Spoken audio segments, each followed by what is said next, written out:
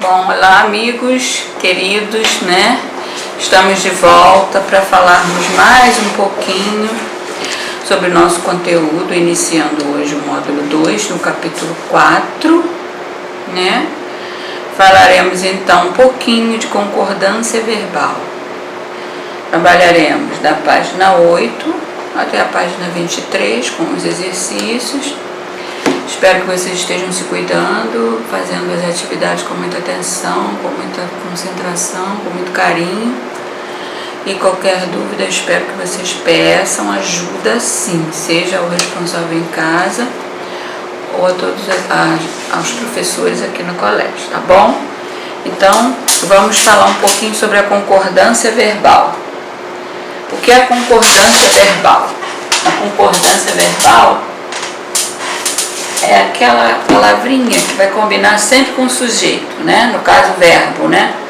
Ela vai combinar, pode ser um substantivo, pode ser um artigo, pode ser um sujeito, mas o básico, o principal da concordância verbal é o verbo combinar com o sujeito.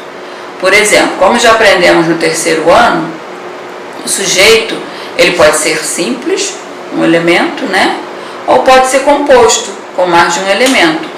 Então, aí que vai determinar se você vai utilizar o singular, o verbo no singular, combinando com o sujeito, ou o verbo no plural, também combinando com o sujeito. Eu botei um exemplo aqui bem simples, né? Eu fui à praia. O sujeito é simples, eu, o verbo se manteve no singular, né? E no caso, nós fomos à praia, mais de um sujeito, né? No caso é nós, mas o verbo terá que ir para o plural, porque o pronome é a primeira pessoa do plural, então ele vai ser flexionado também no plural, mantendo sempre o tempo verbal, tá? Se é pretérito aqui, aqui mantém o pretérito. Sendo que o fomos é um verbo irregular, né? O verbo ir, no caso. Ele é flexionado diferente, ó, fui e fomos.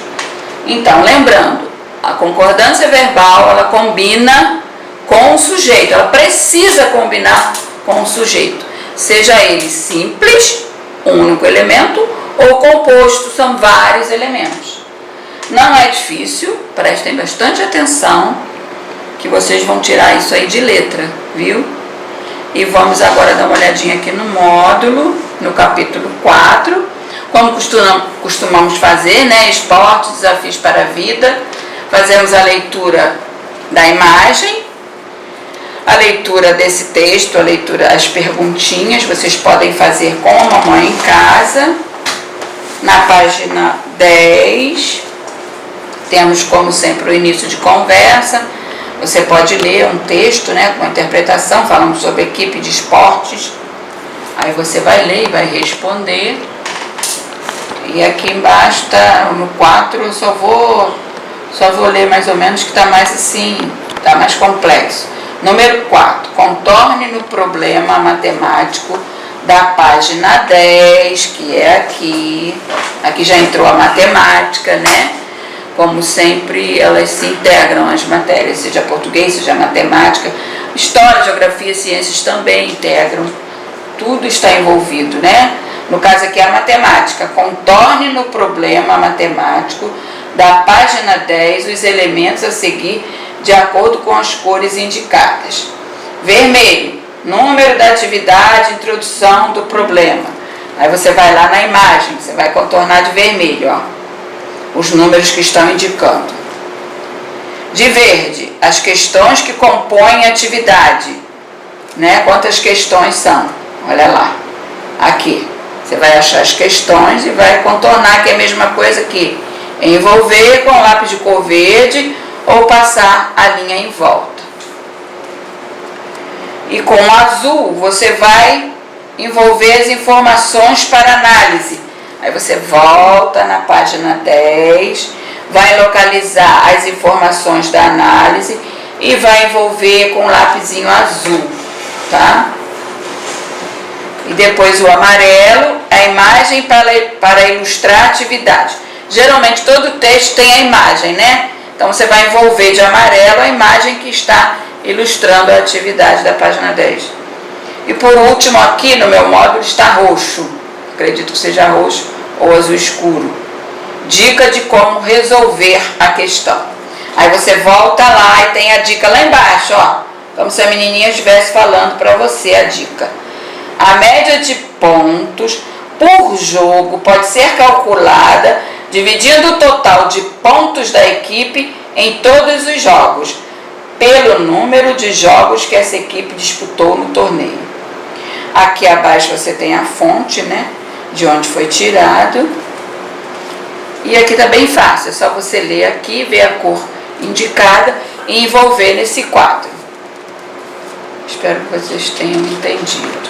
A página 12, ainda falando sobre o texto, tem o exercício 5, né? Tem a perguntinha. Observando o placar apresentado, responda qual foi a única equipe que venceu a equipe. Tudo você vai consultar aqui, tá bom? Aí você vai descobrir qual foi a equipe vencedora. Para saber a diferença de pontos nesse jogo, que operação matemática é preciso realizar? É uma adição, uma continha de mais, uma subtração, uma continha de menos, ou uma divisão? 6. Para responder a questão C, apresentada no problema, qual operação matemática é preciso realizar? Aí você vai pensar, vai voltar lá no seu raciocínio e vai ver se foi uma adição, uma subtração ou uma divisão. No exercício 7, a resolução da questão D, apresentada no problema, depende da resposta de quais outras questões? É A e B? B e C ou A e C? Então não vou falar a resposta porque você vai pensar em casa e vai fazer. E depois, em uma live, iremos fazer a correção, com certeza. Tá bom? Espero que já estejamos até na escola, né? Explique sua resposta. Você vai botar com as suas palavrinhas, né? Você precisou dividir, você precisou adicionar, você precisou subtrair. E por quê? Número 8. Assinale a alternativa que apresenta o significado com o qual a palavra média foi empregada na questão D do problema matemático. Primeira alternativa, nota mínima para aprovação escolar. Segunda alternativa, resultado de uma soma dividido pelo número de parcelas somadas. Ou a terceira alternativa, xícara de café com leite. Tem nada a ver essa, né, gente? O enunciado de problema, aqui se você tiver um marca-texto, você pode marcar. O enunciado de um problema matemático tem o objetivo de apresentar dados e criar uma situação-problema para análise e reflexão do leitor, ou seja, a pessoa que está lendo a situação com o texto e com a imagem. Essas atividades medem o grau de conhecimento do leitor e podem apresentar textos ou imagens complementares. Nem sempre vai ter imagem, mas na maioria das vezes você vê a imagem. Na página 13, nós entramos em concordância verbal, como eu falei anteriormente. Sempre combinando o verbo com o sujeito, seja ele simples ou composto. Concordância verbal é a combinação do verbo com o sujeito, seja ele simples ou composto, que é muito fácil de ver, né? De descobrir na frase ou na oração. Há uma diferença entre frase e oração. Quando você tiver maiorzinho, lá no 5º ano, ou do 5º em diante, já vamos trabalhar a palavra oração. Não existe oração sem verbo. Frase sem verbo você vê, mas oração sem verbo não existe. Já falei disso em sala de aula.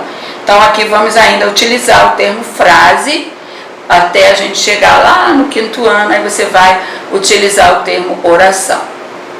Tá bom? E também existe a oração que não tem sujeito, que também é mais pra frente que vocês vão aprender. Por enquanto é só o simples e o composto. Nesta sessão você vai estudar algumas alterações que os verbos costumam sofrer para se adequar a outras palavras em uma frase. Viu? Aqui utilizamos frase. Observe a imagem a seguir e leia a legenda abaixo dela. Em seguida responda as questões. Por isso que é importante quando você vê uma imagem, eu acho que o nome disso é pódio, né? Tem isso aqui para eles, de acordo com a classificação. Vou ler a legenda. Eu sempre peço para ler a legenda, né? O atleta japonês terminou a competição em primeiro lugar. Olha só, que já te dá a dica. Os atletas nigeriano e venezuelano terminaram a competição em segundo e terceiro lugar, respectivamente. Ou seja, nessa ordem. Respectivamente quer dizer nessa ordem. Tá bom? O nigeriano e o venezuelano. Aí tem a primeira perguntinha. Quais são as duas formas verbais empregadas na legenda acima? Vou dar a dica para vocês. Quais são? O verbo é terminar, né? O tempo é o pretérito perfeito, que tem a forma terminou, ou seja, o atleta japonês, que foi o primeiro lugar. E como ela aqui se referiu a dois atletas, o verbo também foi para o plural, ou seja, ele acompanhou o sujeito, que foi composto de dois atletas, ó, nigeriano e venezuelano. Então aqui você vai escrever o verbo terminou e terminaram, que acompanharam justamente o sujeito da frase, né? E a letrinha B, complete as lacunas com singular ou plural. Atletas, muito fácil. Se tem S no final, está falando mais de um atleta, só pode ser plural. E aqui atleta é um apenas, então é singular. Podem pegar o marca-texto para marcar esse textinho aqui que eu vou ler. O verbo terminar sofreu alteração em sua forma para concordar com o substantivo atleta. Como eu falei, não é só o verbo. Pode ser o substantivo, pode ser o artigo, pode ser o adjetivo. Todos têm que se combinar entre si. O substantivo atleta está combinando com o verbo, que está no singular. E depois sofreu outra alteração para concordar com o substantivo atletas, que no caso terminaram, né? No plural. Atletas no plural terminaram. Atleta no singular terminou. Página 14. Bom, até agora está bem fácil, né? Só prestar atenção e fazer tudo bem concentradinho. Na página 14, você tem o exercício 2. O verbo terminar mudou sua forma para concordar com o substantivo atleta. Ora no singular, quer dizer, uma hora no singular, quer dizer, um tempo no singular e outro no plural. Portanto, é correto afirmar que os verbos concordam com o gênero, você já sabe que é masculino e feminino, o substantivo. E número, que é singular ou plural também do substantivo.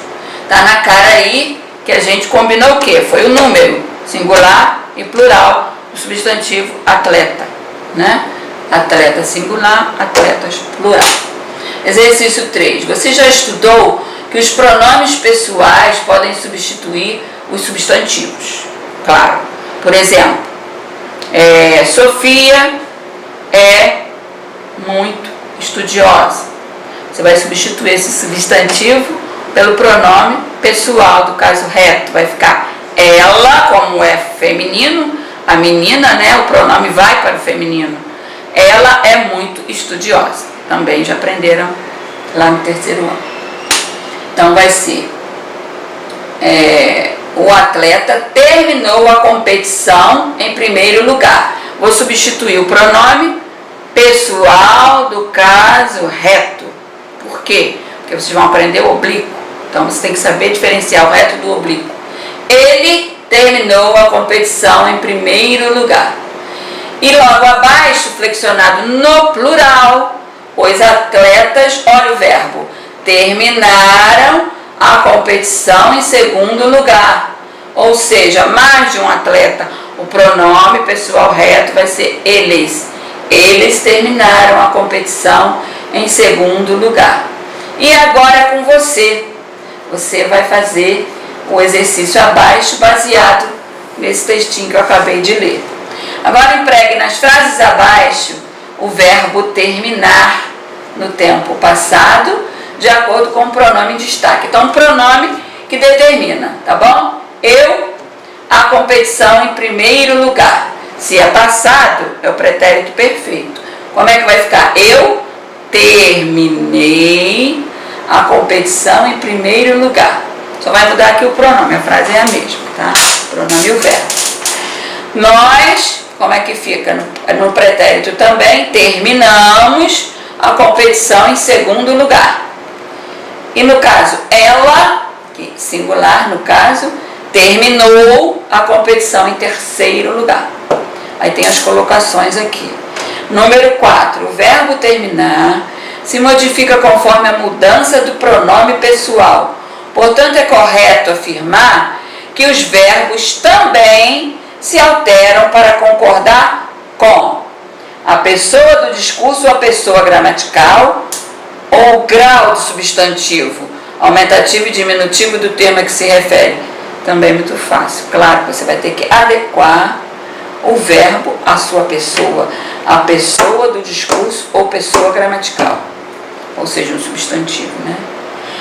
Aqui você vai marcar também, no final da página 14, a mudança que o verbo sofre em sua forma para concordar com o substantivo ou com o pronome é chamado concordância verbal. Quer dizer, é combinar. A nominal é combinar em gênero, número e grau. E a concordância verbal é combinar pronome com tempo verbal, com a pessoa do discurso.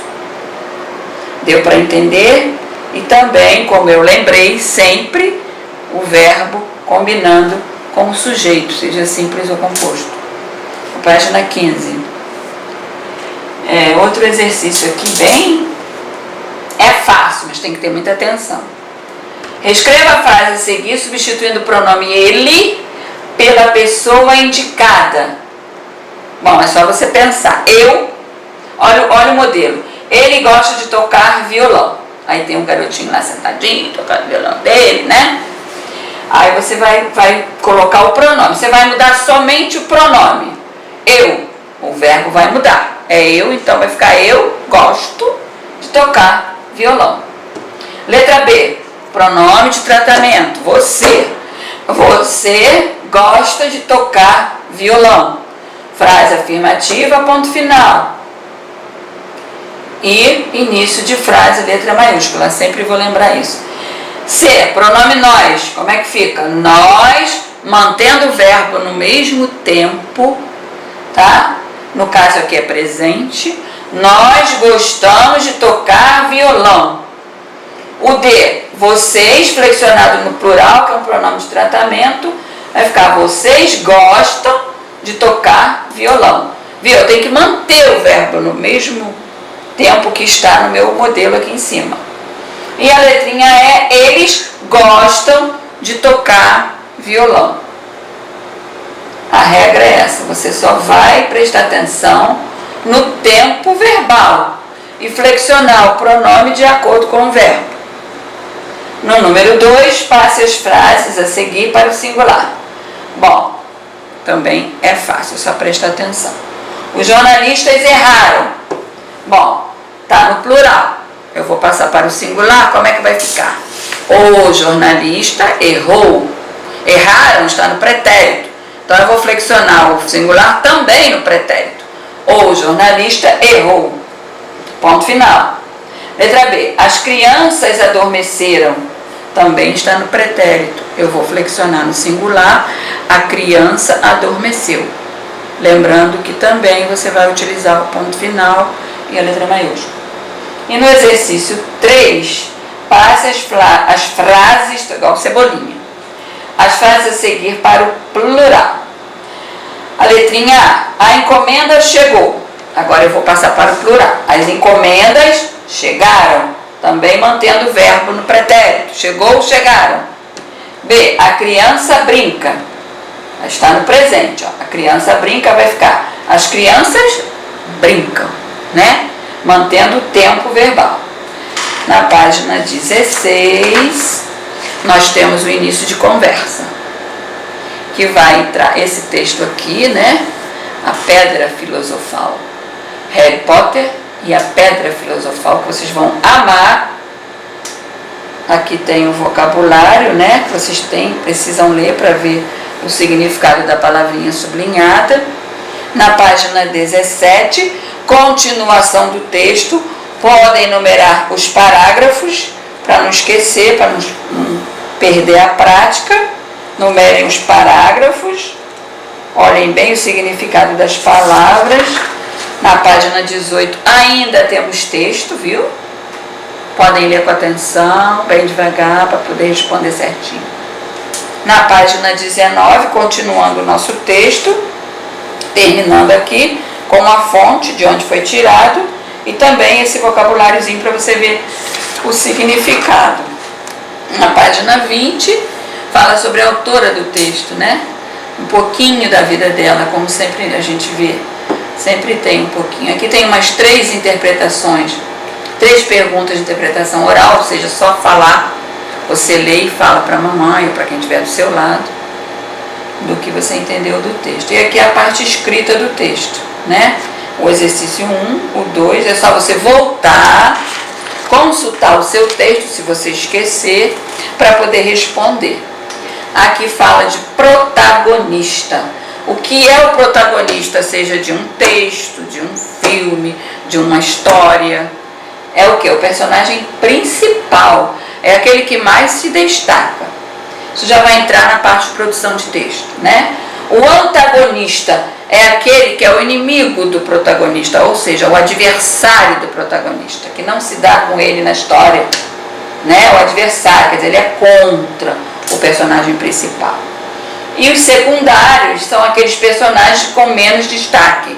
Eles participam, mas não são tão de papel tão principal como o protagonista da história, né? Aí tem o exercício 3, que tem baseado nessa tarja aqui, você pode marcar também, se você quiser. Vai responder a letrinha A, a letrinha B. No exercício 4, tem um texto aqui que mostra o que é o narrador observador. O que é o narrador observador? Podem marcar. Ele narra. O que é narrar? Ele conta a história sem participar dos fatos. Ou seja, ele está fora da história. Ele só conta a história para você. E o narrador personagem é quando ele se inclui na história, né? Ele é um dos personagens da história, ele está dentro da história. Então, assinale o tipo de narrador do texto lido.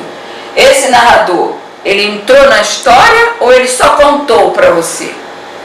Claro que esse aí, no caso, é o narrador observador, porque ele não está na história, ele só contou para você. Número 5, você vai responder se é possível saber o tempo dessa narrativa, ou seja, quando os fatos narrados acontecem.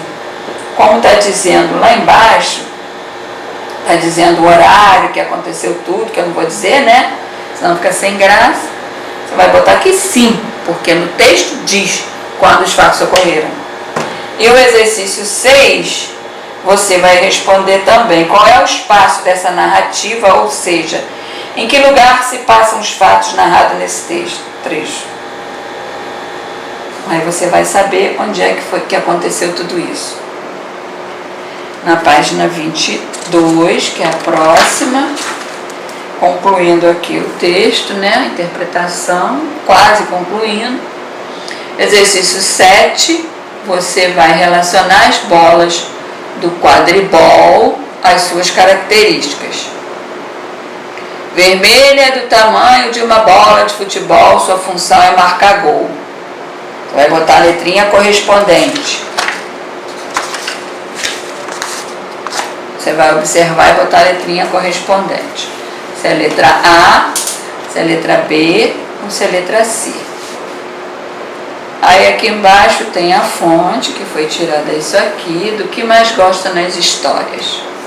Desafios, histórias divertidas, suspense, mistérios, monstros, magia, aventuras, ação, emoções, parece que é real, ou quadribol. Quantos leitores preferem o quadribol? Aí você vai ver, só ver a escala aqui, você vai ver quantos são. O romance, aqui fala do romance, ó. O romance é um texto narrativo. Os textos narrativos geralmente apresentam o que é narrativo? É quando o narrador está contando a história, né? Então, texto narrativo sempre tem que ter o narrador, seja personagem ou não, que conta a história e pode ser narrador, personagem ou narrador, observador. Personagens que praticam as ações e podem ser protagonistas, antagonistas ou secundários. Tempo, que indica quando ocorrem os fatos, e espaço, que indica onde ocorrem os fatos. Eu vou repetir esse texto, vou repetir as palavras que você vai ter que completar, porque você deve ter uma duvidazinha lá na sua casa. Então, vou lá, prestando atenção, vou bem devagar. O romance é um texto, primeira lacuna, você vai escrever narrativo. Os textos narrativos geralmente apresentam um narrador, aí tem a vírgula, que conta a história e pode ser narrador personagem ou narrador observador. Ponto e vírgula, dá aquela paradinha. Personagens que praticam, está explicando o que são, né? Personagens que praticam as ações e podem ser protagonista, antagonista ou secundário. Vou falar de novo, que é o protagonista, é o principal. Antagonista é aquele que não se dá com o protagonista, é o inimigo, o adversário do protagonista, do principal. E o secundário são aqueles que não têm tanta importância na história quanto o protagonista. Então, após a palavrinha secundário, protagonista, antagonistas ou secundários, tem um ponto e vírgula, você vai escrever a palavrinha tempo. Tempo, que indica quando ocorrem os fatos. E espaço, que indica onde ocorrem os fatos. O tempo e o espaço. Ok? E terminando aqui na página 23, você vê, vou ler só um pouquinho aqui em cima, uma nova leitura. Os textos lidos neste capítulo têm como tema o esporte. Há uma tirinha, né? A tirinha seguiu os personagens Kelvin, sei lá, e seu tigre Haroldo. Falam sobre um esporte que eles gostam de praticar. Você vai ler, né, os balões, os personagens, e vai responder oralmente aqui as 3 perguntinhas. E aqui você vai ler esse pequeno texto que é da ficção para a realidade. Ficção é uma coisa que não é real, né? É baseado em alguma outra coisa que não é real. E realidade é quando o fato é real, né? Aqui tem a legenda, tem a imagem. A legenda é o seguinte: times universitários jogando quadribol no Canadá 2014.